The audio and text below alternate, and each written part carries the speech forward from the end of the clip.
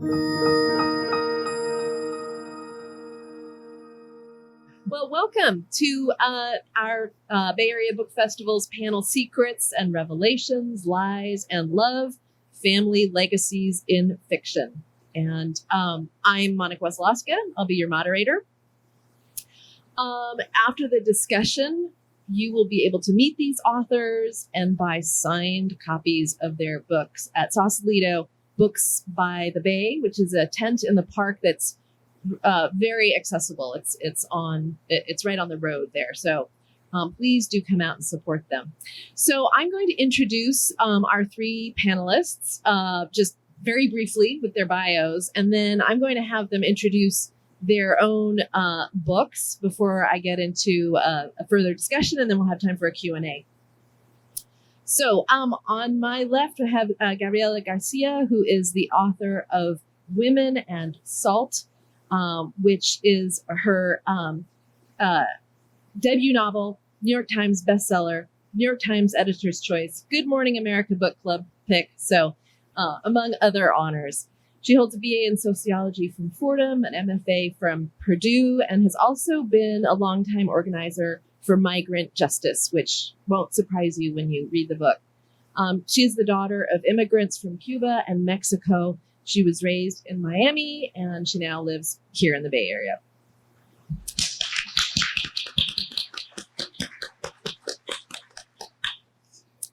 Devi Laskar. Oh, yeah, I have them written. I should go in order. Monica West. Nice name.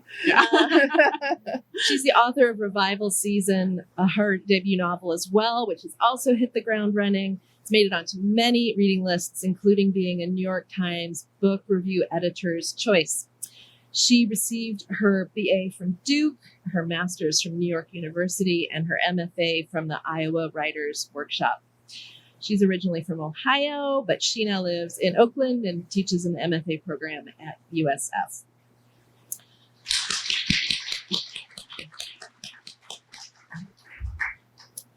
Devi Laskar is the author of Circa, which is her second novel, and it just came out on Tuesday. Her debut novel, Her debut novel, The Atlas of Reds and Blues, won the Crooks Corner Book Prize and the Asian Pacific American Award for Literature. Her third novel, Midnight at the War, will be published in 2024. She holds BAs in English and Journalism from the University of North Carolina, a master's from the University of Illinois, and an MFA from Columbia.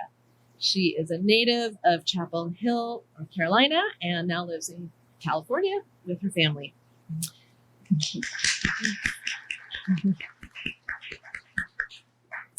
All right, so the panel is called Secrets and Revelations, Lies and Love, Family Legacies in Fiction. And it was a great pleasure to read all three of them in quick succession because they are, there's so many repeating themes. All three of them seem to be dealing with, among other many things, they're all dense, rich novels, the weight of family expectations on a daughter and how this daughter will navigate her life under this weight. They also deal with that in very different points of view, which is really great to have a panel that has such different approaches. So I'm going to get into that in a moment, but I'd love it if you could each set up your book, how you would describe your book, what it's about, and what inspired you to write it, so that we can just have that baseline before we get into our conversation. So why don't I start the reverse now? We'll start with Devi. Okay. Thank you for having me. So Circa is my second novel. It is sort of my tribute to my dear friend Susan, who died of leukemia at the age of 36. So when I first started this novel, Susan was alive, and I really struggled with the story. And then when I came back to it many, many years later, I jettisoned all of the truth about our relationship and wrote a book about grief and loss and how to get through it and go to the other side. Yeah, that's incredible because that the seed of it ends up in such a different novel. So you actually didn't even talk about what the novel's about at all. Do you want to give us a hint? Sure. It's about a trio of friends. They two of them are brother and sister, and the sister dies in a car accident. And then it is about the two that survive and how their lives are complicated by the loss, but how they also get through it. Yeah. Great. Thank you. Monica. Yeah.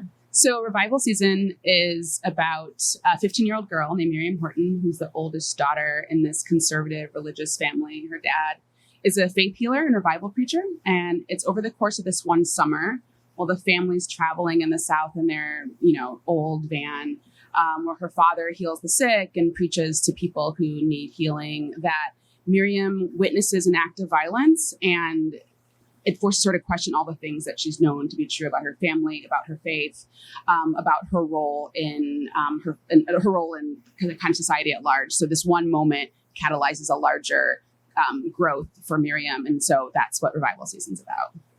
Yeah, great. And what inspired you to write it? Oh, right, thanks. Books come to me when I see pictures, which sounds a little bit.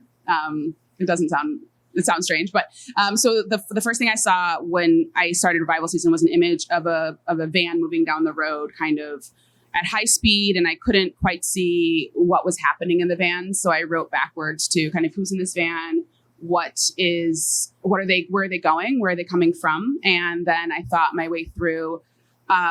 Thinking about I wanted to do with power and patriarchy in a larger structure, and the van.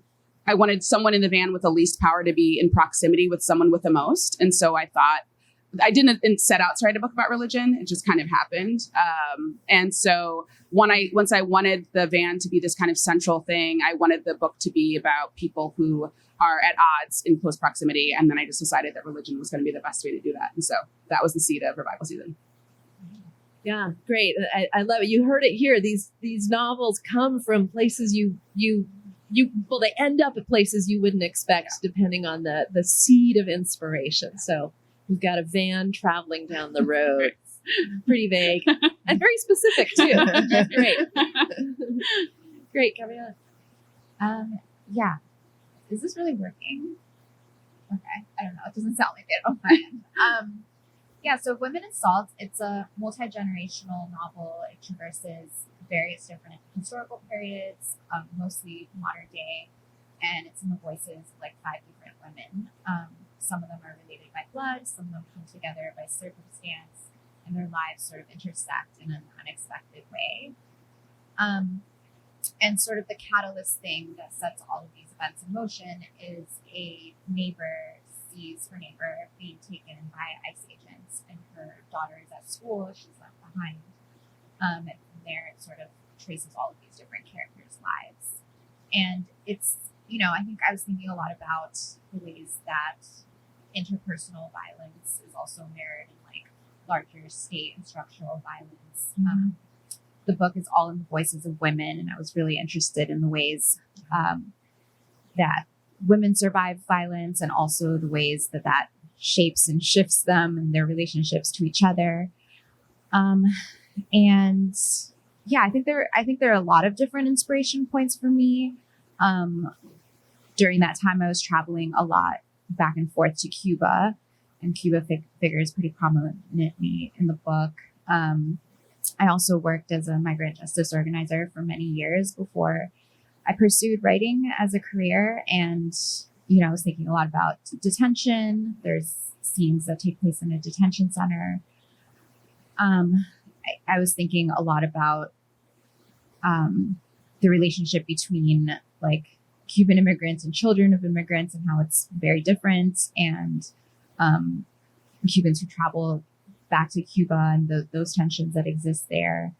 Some of it also takes place in Mexico, where I've also spent a lot of time in the town where my father's from. So there are a whole bunch of different kind of inspiration points, I think. Yeah. Wonderful. Well, so, the incredible thing about fiction, as we all know, is that we can inhabit other people. And so as I mentioned, each of these authors chose to do that from a very, in terms of craft, a really different place. So Gabriela's novel is incredible because of the fact, well, for many reasons, but on a craft level, she spans, as she said, centuries actually, as well as a whole lineage of 2 different lineages of families. And we see how these lives intersect, the lies that are told that are important for the people who tell them to tell them, but have repercussions later on. And so I was really struck by the fact that it was not just a series of first person. Some of them are third person. Some of them are first. One's a letter. So really quite a lot to stitch together.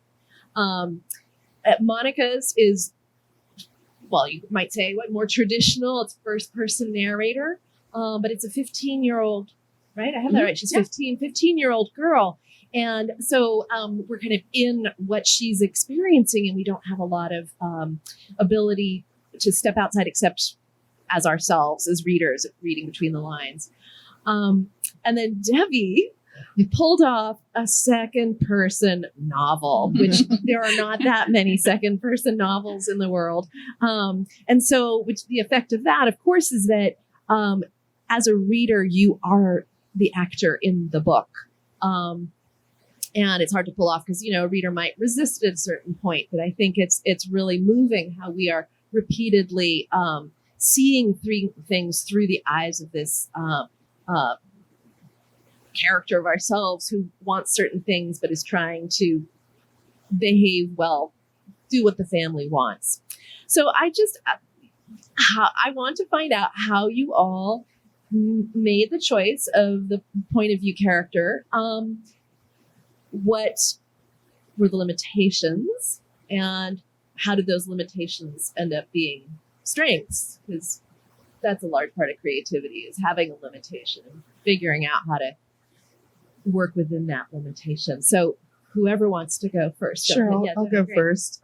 So I started this book, or the genesis of this book, in 1995. So I've had many years to play with it, but I also had to put it aside and do other things. And so when I came back to it, it had been first person, it had been third person, like limited, and none of those things really worked. And then my classmate, Julia Otsuka, wrote this wonderful book called The Buddha in the Attic. And it's first person plural. And I was so struck by that book. And I was like, ooh, I can do we. So I tried we for a while. And I was like, no, I actually can't do we. But I can do you. I love you, because you is reflexive, right? It's the I, but it's also drawing the reader in so that you're on the journey too, and you're in the room too. And I really loved how it collapsed the distance. And so I was very interested in that. And so I was extremely grateful to the writer gods, that the you worked. Well, did it not give you any problems at all? No, because once you're in it, you just do it. And then the problem actually is once you're out of it, you still want to do it, right? Yeah. You're like, oh, I can do the next one with you and the one after that. And that's not okay. And I wanted to make it different because I also noticed that when I first started this book, the electricity of the story was told in flashback. And my debut novel is pretty much one giant flashback. So I didn't want to do that again. I really wanted to keep the electricity of the story. And so I realized I had to make it in present tense. And then the you really works naturally with that. Yeah. I omitted to mention that as well. So we're really in that perspective. Yeah, great. Gabriela or Monica? I can go. Revival season was always first person for me. And I tell this to my students, I'm a first person writer, for better or for worse. It's really claustrophobic as a point of view. It is so insular. You're in one head. Miriam's 15 and the world outside is unfair, but she can't quite see it. And so you're frustrated by the limitations of not just first person, but a first person adolescent who doesn't understand the world either. So there was that limitation, but there's something about first person that feels really freeing to me. And there's a closeness to the narration that I can do in first person that I Third is harder for me to do that in, and it's just more work. And so I thought also that the revelations that I wanted to explore with Miriam, I didn't want to explore from third person. I didn't want to I wanted to be as close to her as possible while her world breaks open. And so that's why I chose first person and stuck with it. Yeah, so for me, I was very interested in playing with point of view and style and voice. Like I really wanted every chapter to feel completely different from the other and to sort of, think about the ways that style and voice can also feed into plot and what's happening and sort of mirror each other. So yeah, when I think about point of view, I think they can all function in like really interesting ways, but also present certain challenges. So yeah, I love what you said about first being claustrophobic. Like I think first person can provide a lot of space, but also, especially if it's like in an intense emotional moment, like it can feel overly sentimental, or it can be really hard to sort of create any distance from that moment.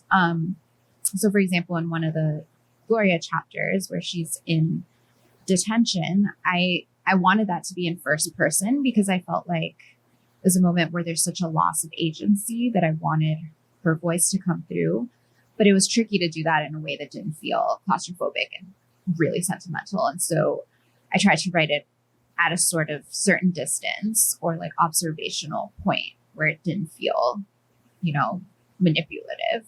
And then there are points where I switch point of view even within the same character. And I was also kind of thinking about what's happening in that scene.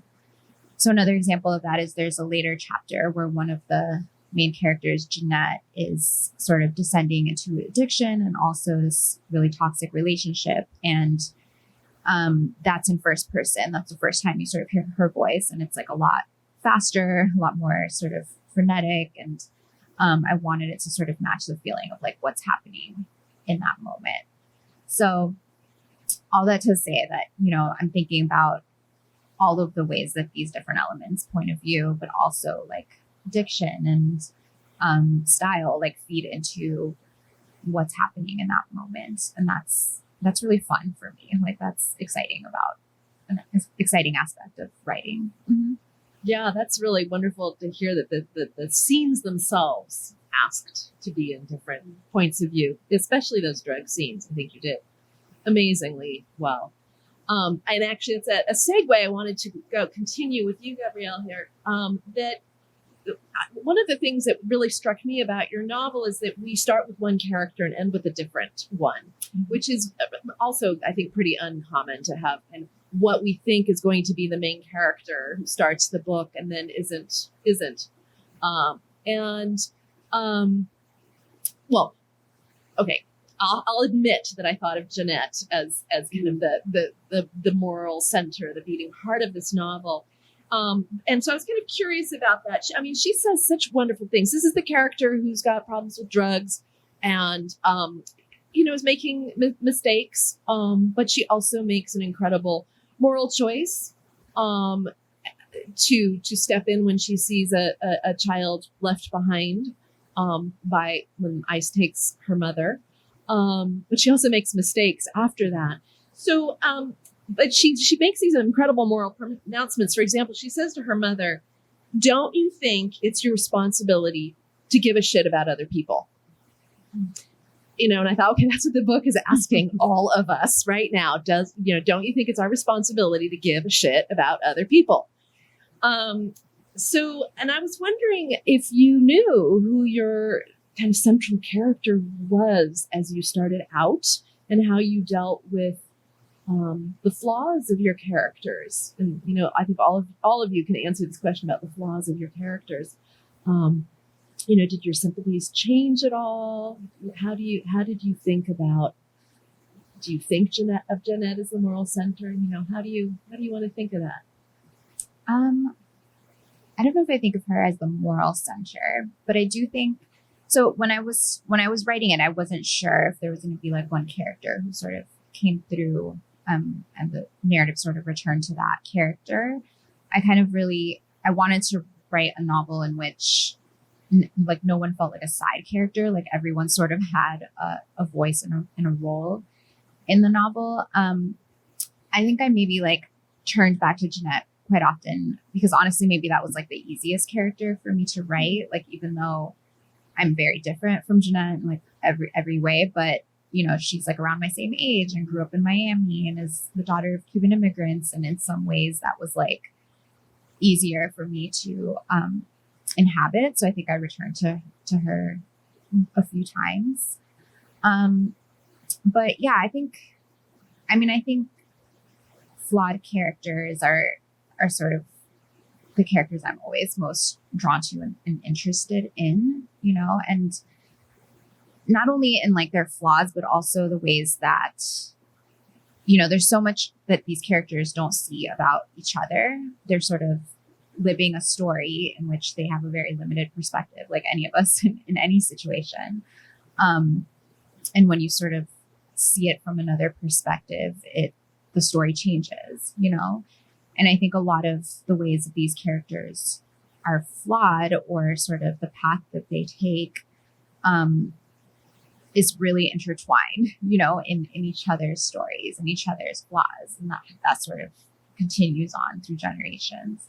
So that was really like interesting to me, you know? Mm-hmm. Yeah, and these are definitely mother-daughter stories, all three of these books. So if you're looking for Mother Day gifts that aren't Hallmark, maybe the opposite. Yeah. So I don't know if you want to talk about Flaw, or I have Sure. other, yeah. Okay. Yeah. I'll just quickly say that when I started this book, I was closer to Hira's age, my main character's age. So my sympathies definitely lied with her. And then when I revisited the book and rethought it, I was closer to the mother's age. And during an early draft, one of my early readers was like, "Hey, you gave the epiphany to the wrong character." And I was like, "Oh no." I made the mom change, not the kid. And so I have to say, you know, like I really struggle with, you know, the whole model minority myth thing. And especially this is AAPI month. And I really, really wanted to write a book where my main character is not perfect, far from it. And she's fighting the power and she's fighting the system, because I think that's what's happening in real life. And so I wanted to mirror that. Yeah. I'll speak to Flaw for a second. I am accused, rightfully so, of caring too much about my main characters. And I think that's part of the first person, that I feel really identified with them. And I was told by my thesis advisor when I was getting ready to graduate that I need to be less nice to my main character. And I didn't love that idea, and I wanted everything to be fine. But then the fiction isn't about things being fine and good. And so there were scenes in which Miriam is pretty monstrous, and I had a really hard time writing them. It was very easy for me to write flawed characters around her, but then I had to explore the things that made her flawed too, and that was a real challenge for me. So yeah. And risky, perhaps. I mean, in terms of pushback from family, how you're representing.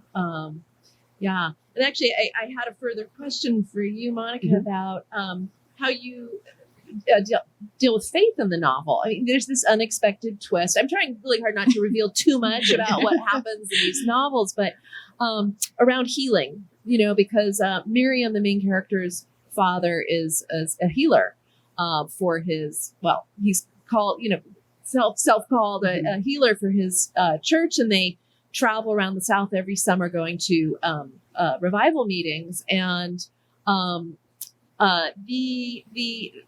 it becomes clear to Miriam that her father, if he had that ability, has now lost it, and is furious, and she witnesses this act of violence because of it. And then the twist is we start wondering if Miriam herself has the gift of healing. And you know, I know that you're interested in looking at the ways that the imbalance between power and lack of power within a hierarchical system like this religious family is. The dad is really, really in charge of this family. did you, how did you, and you left the book really open-ended. I absolutely did. Yeah. Yeah. So we can all read it however we want to read it. But I wanted to ask if you can talk about your own faith, and if you learned anything new, thought anything new about, this particular faith system that they're in. Yeah. So this book, like I said before, I didn't set out to write a book about religion because that just feels like such a hornet's nest. You don't want to step into that. Everyone has opinions that are strong one way or the other. It's not anything that anyone's neutral about. And so when I decided I wanted to write about faith and the faith structures and patriarchal structures and organized religion, I kind of had to go all the way in to what that looks like. And so I was raised in a Black Baptist Midwestern family where my family's not part of the clergy. My family doesn't do revivals. That's not how I grew up. But to do this book justice, I had to do a family where their lifeblood was this religion and they made their money this way. And that's how they got their fame and their power.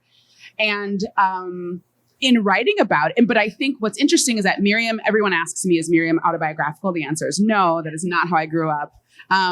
She is fiction, but her concerns about unchecked power in organized religion, her concerns about imbalance or kind of the way women are parts of this invisible system of labor that don't get recognized. And I'm speaking particularly of Christianity, but I think that it applies pretty widely. And I think that those concerns of Miriam's are mine, even though Miriam is not me. And so writing about faith also was really tricky. I didn't want to do it. I didn't want people to be really offended by that. I didn't want people who either felt like this to be offended by my portrayal. I didn't want people who, I didn't want to alienate readers who didn't identify as people who've ever had a kind of a faith background. So it was a really interesting tightrope that I tried to walk to make the book feel realistic and authentic to the characters and also true to the concerns I wanted to kind of work through in the book.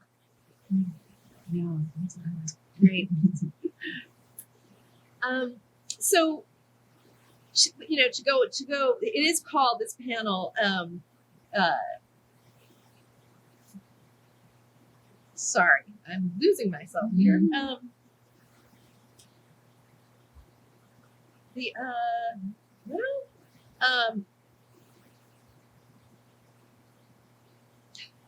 Sorry. Can you cut the camera for a moment? Well, let's talk about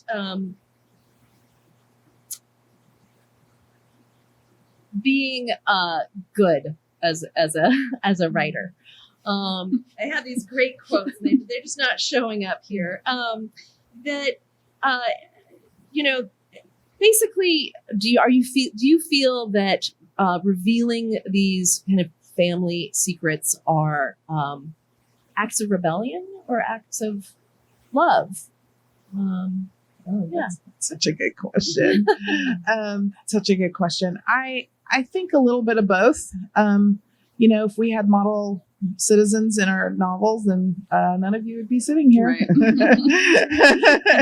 and none of you would be, I wouldn't be sitting here either. It just wouldn't, we need to write what we need to write, but we also, no matter what topic we select, I think all three of us are doing it with dignity and compassion.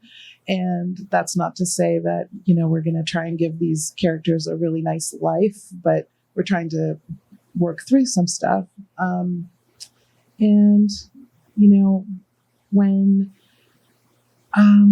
you're faced with a blank page, right, your natural tendency as a writer is to just make it all right. And I have had to struggle with that. I think we all do, right? And I'm grateful that I am able to throw challenges out there that I think people can relate to, because we live in really hard times, right? And this is a book about grief and how to work through your grief. And when I was sitting down to write it, we weren't in the midst of a pandemic.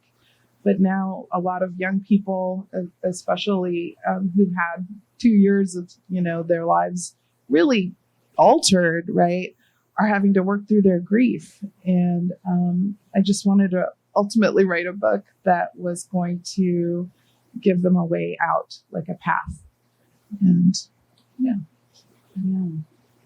Do you, when you're writing about grief, because I did notice that was in all three books, and in fact, this morning in the Chronicle, it was talking about the number of children who've been left without a parent from COVID in California.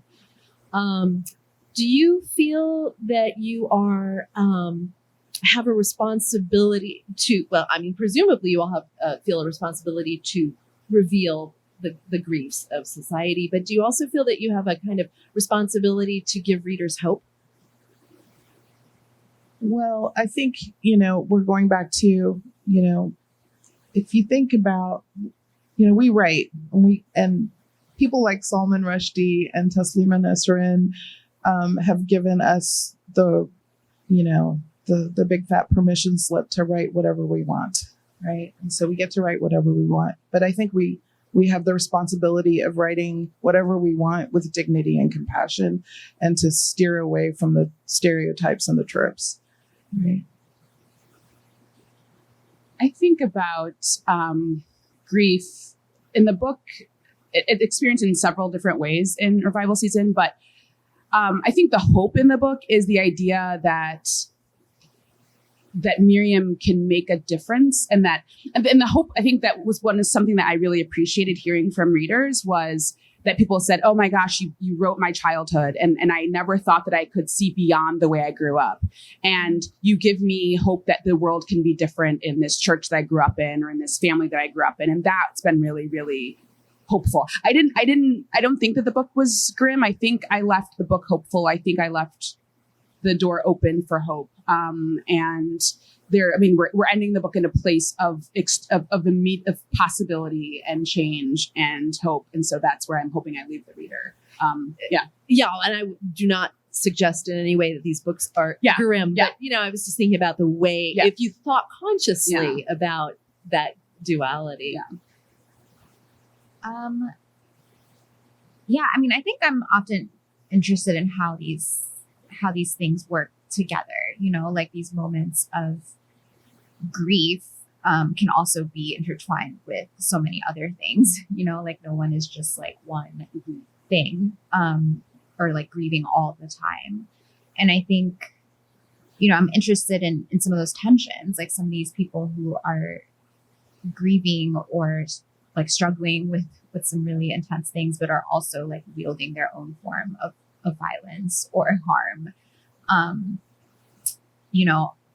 Like they're all sort of really complicated in that way. And I think that's sort of more interesting to me than thinking about it as like a duality, like I think rarely is everything hopeful or everything grim. And I think I'm most interested in just the tensions that exist within that. Yeah, that's great. Influences. Monica, I noticed, of course, that your main character's name is Miriam. She's wonderfully named for, Miriam of the Bible, who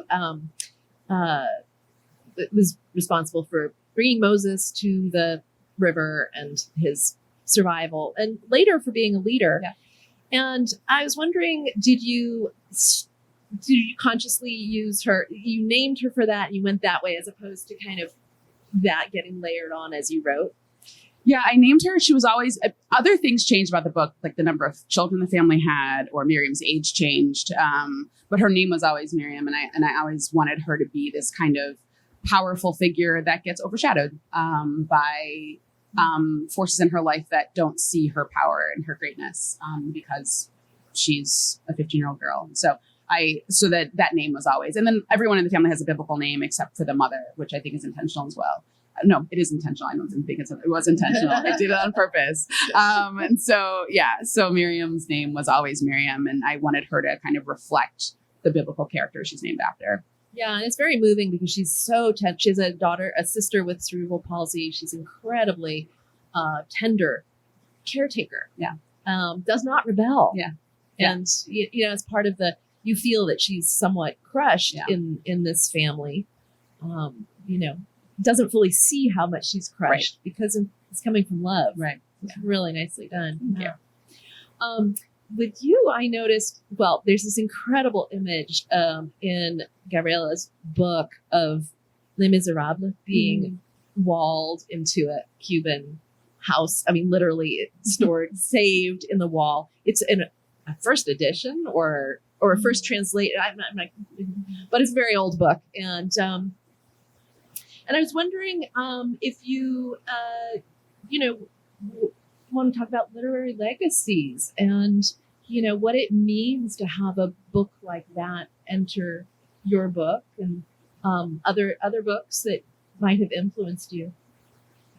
Yeah, so that in particular, the sort of seed for that was a trip that I took to Cuba. I went to a museum there, and they had all of these letters on display from Victor Hugo to like Cuban independence fighters and workers during the 19th century. And I became incredibly fascinated by that like interplay between literary culture and like class consciousness and like a political movement at that time. And I had never even heard of that connection between this writer and the Cuban people at that time.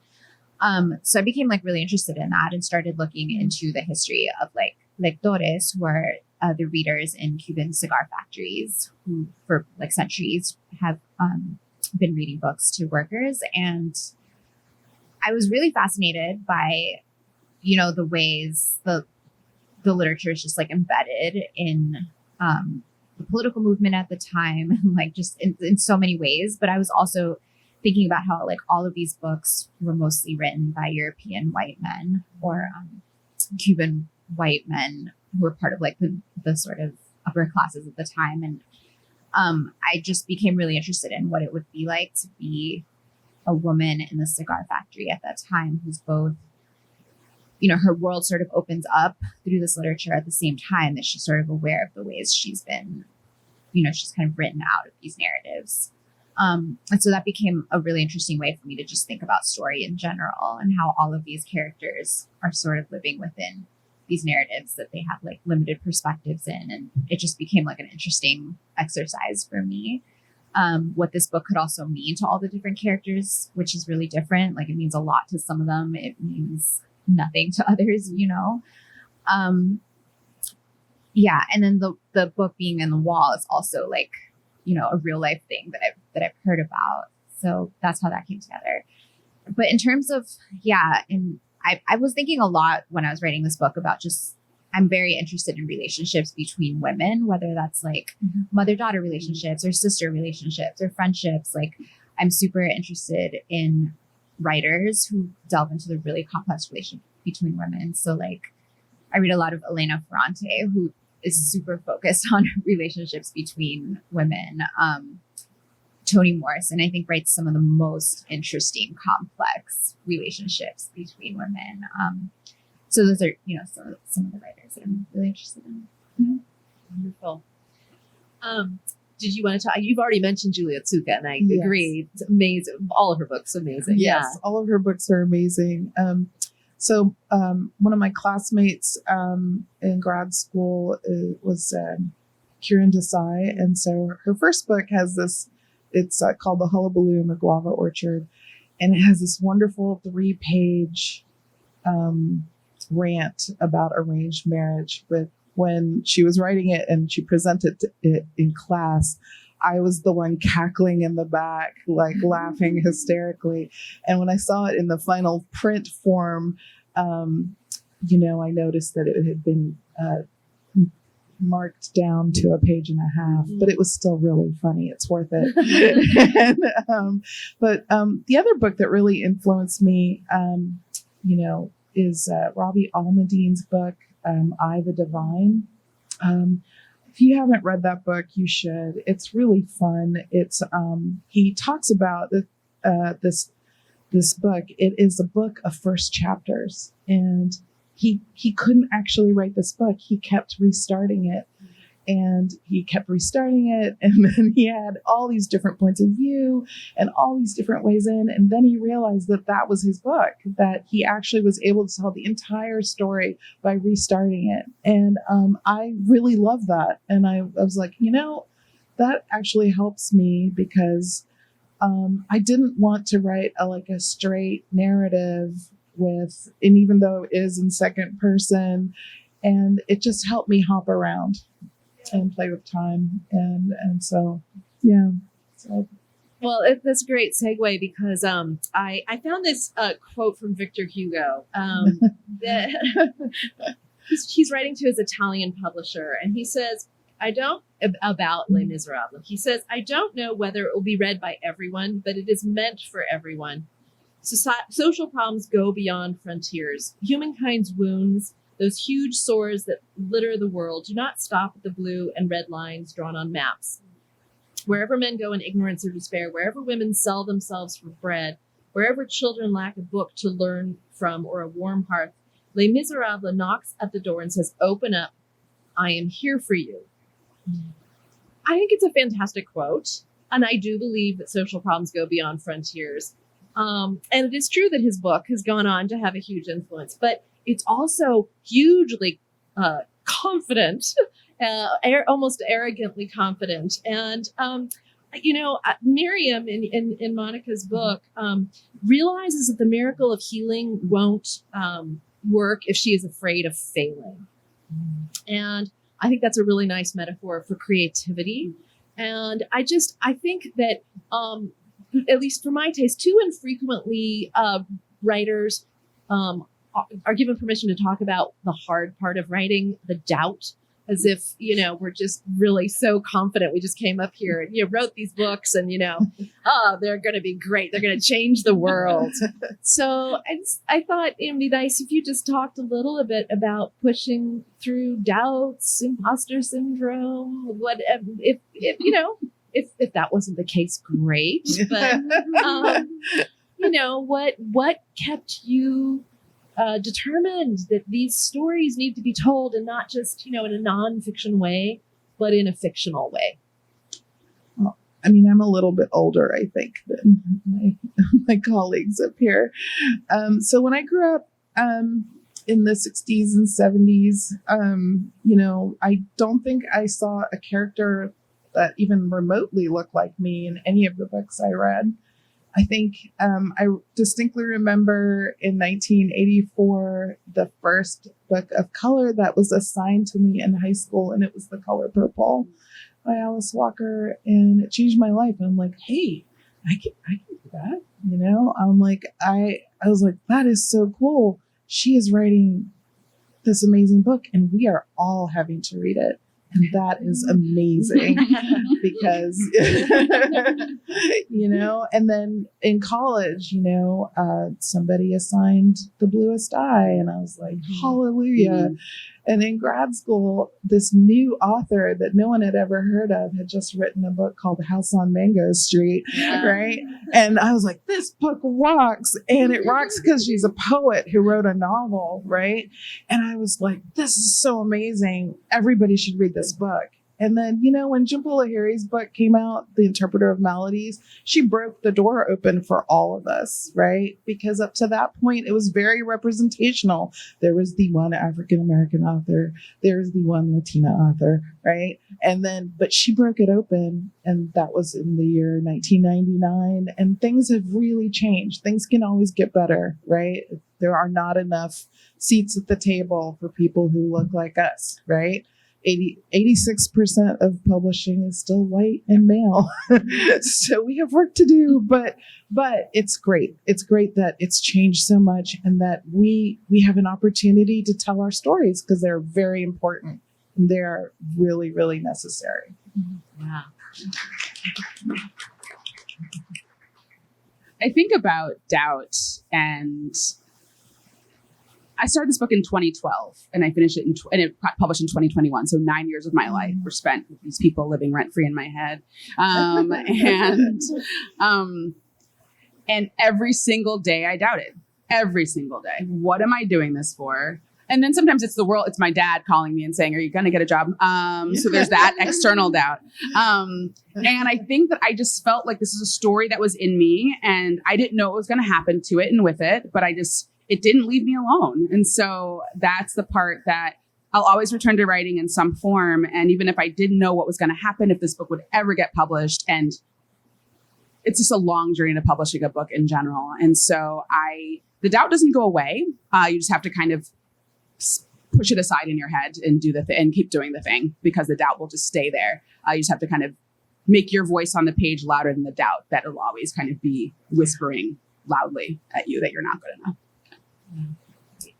Yeah, I feel like I have met like some of the writers I most admire and who to me are just like the most talented people who've had the most, incredible careers. Like how could they possibly ever doubt themselves and have like expressed doubt, So I'm pretty sure that just never goes away.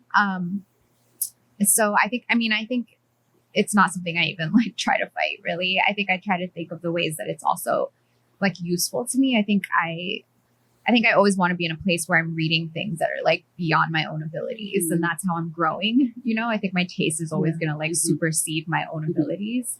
But there's so much like learning there and kind of joy in the reading and writing process there. And I think writing for me almost feels like a compulsion. Like, I don't know why I'm doing this or like why this is the thing I've chosen to do. But it's, and I agree, like, there's that Toni Morrison quote that's really famous about how, like, if there's something you want to read that doesn't exist, then you should write it. And I think that's true. Like, I was interested in all of these different things that I wish I could read about. And so I feel like a compulsion to write about it and to live in those worlds. And I think there can be like joy in that, despite all of the doubts, which are always there. I wrote a book. My first book was about racism and misogyny and being invisible in America. And I was a 52-year-old debut author. So you can imagine that I, in my wildest dreams, never imagined you. Yeah. I keep expecting just a family member to show up and like cheer me on. But to see strangers is like the most amazing thing ever. So true. Yay. Well, that is perfect segue because we now have time for your questions and answers. Our answers, your questions. So if you can make your way, is there someone with a microphone? You're supposed to come up and ask. Okay. So while you are making your way up, I just want to say, I want to thank you that you all pushed through your doubts. Oh, I see. You're going to, okay. You all pushed through your doubts and wrote those books. So thank you. Who wants to ask a question? Don't be here. Great. Come on up. Or she's running to you.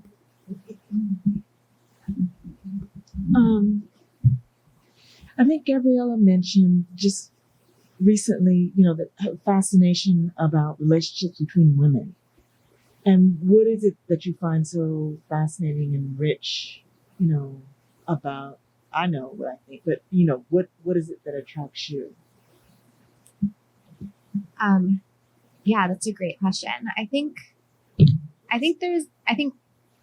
part of what's interesting to me are all of the ways that gender is like essentialized or fetishized, like the ways that we expect women to behave towards each other, especially with relationships like mother-daughter relationships and all the ways that like motherhood is fetishized, which doesn't feel true to the complexity of those relationships. Like women can hurt each other too, women can enact patriarchal violence too. Like I'm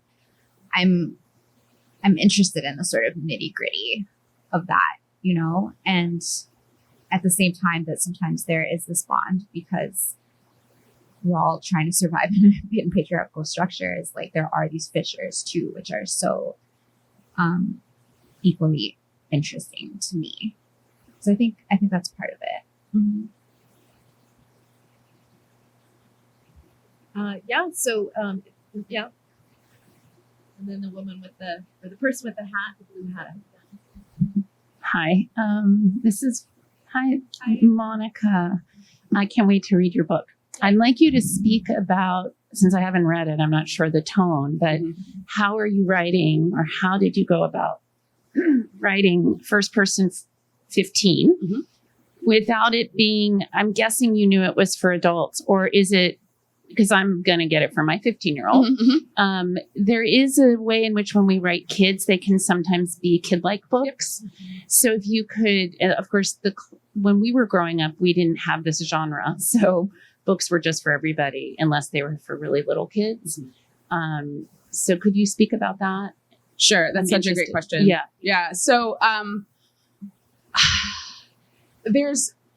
So in terms of the 15-year-old first-person voice, I have been a high school teacher for a very long time, taught ninth grade, which is a grade I've taught for, over 10 years. And there's something about that age that's fascinating to me, because the world is, you differentiate yourself from your parents, you try to form your own ideas and beliefs and all these things that your world just changes. And so I felt like that age felt really right and ripe for me for a story about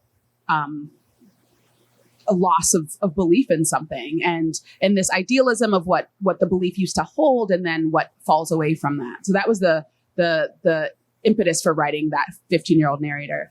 And and so I never thought, I didn't think about marketing and publishing. It was like, here's the book I want to write. Initially, Miriam was 13. My editor raised her age to 15. So that's that. There was that. I did have lots of conversations about, the book to me deals with some pretty dark stuff. It's about religion. It's about patriarchy. There's violence in it. It's about marriage, and it's about restrictions and boundaries. And so there's some pretty deep, darker things in it. So, but I just was, whatever people said it was to me. And so I'd never heard that it was going to be marketed as YA. And I had a disagreement of sorts with an agent that I no longer have, who we disagreed about that. And so it got published as an adult book. But I think those questions about what makes a book adult with a young narrator, and there's plenty of them. We read books all the time that have really complex teenagers. Salvage the Bones is not a YA book, and it is written from a 15-year-old's perspective. And so there's lots of books like that I think,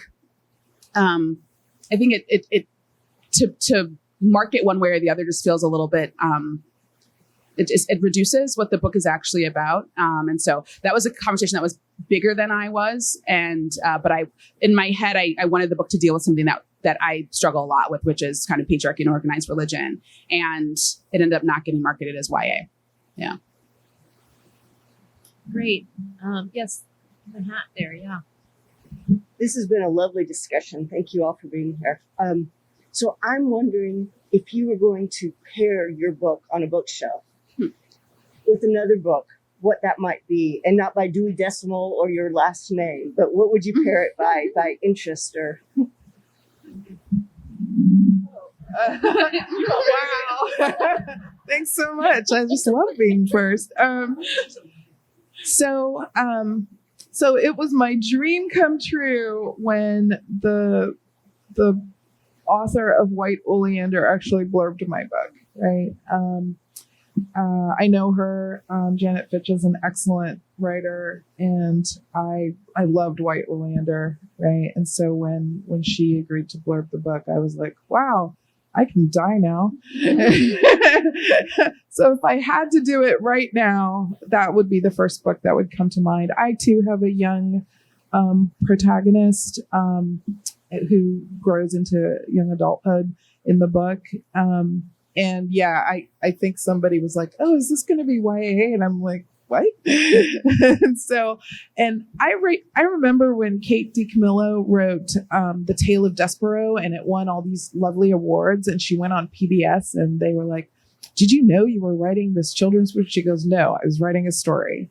What you guys do with it is your business, but it doesn't affect mine. And I really took that to heart, because I'm just writing my story. And yeah, I was thinking of To Kill a Mockingbird, which is required reading everywhere. And I think Jem and Scout are quite young, right? So, yeah. I think there's the aspirational kind of comparing, and then there's the of the books that have changed me. That I think so. When you market a book, or when you go to pitch a book, they'll give you comparison titles. So it's such and such meets such and such, and we don't want to do that, but your editors make you do that. And so one book that changed the way I thought about writing about religion was The Poisonwood Bible by Barbara Kingsolver. Was one of my favorite books of all time, and that book I think is hugely important to revival season. Another one that I would pair, I mean, anything by Toni Morrison, but one of my favorites is Song of Solomon. I would put beside it, just not subject matter wise, but Toni Morrison. And then the third, this book wouldn't exist without James Baldwin's Go Tell It on the Mountain. So that's probably another one that I would aspirationally put beside it on the shelf. I feel like this is the hardest question ever. Like coming up with a book. Well, Les Miserables, obviously. Right. That feels like a great cop out. Like, yes, I should say that. I don't know. Yeah, I mean, I can think of a lot of books that I was thinking about, or that it's hard for me to think of one. But like, yeah, I mean, also one of my blurbers, Therese Marie Mayo wrote a memoir called Heartberries. That's like very much. It's a memoir, so it's very different, but it's very much about sort of surviving trauma as she grew up in the Seabird Island Reservation, and sort of navigating like these larger structures within her own like sort of interpersonal trauma. And just, I mean, I remember that being like a book that really shaped me, and that was really, just us interested as writers in that we're sort of like interested in a lot of similar things. So I'll say that. Yeah. Well, unfortunately, we have to draw it to a close, but I think that's a really nice place to end with this generous nod towards the authors who have influenced us. And as I mentioned, there will be a signing at Sausalito by the Bay. I realized I forgot to introduce myself at the opening. So I am the author of the memoir Holding Sylvan, A Brief Life, which is a best book of 2013 by Boston Globe and Library Journal, which will also be at the signing. So please do come over there and say hi to these authors who are obviously nice people as well as talented authors. So thank you so much for coming. Thank you.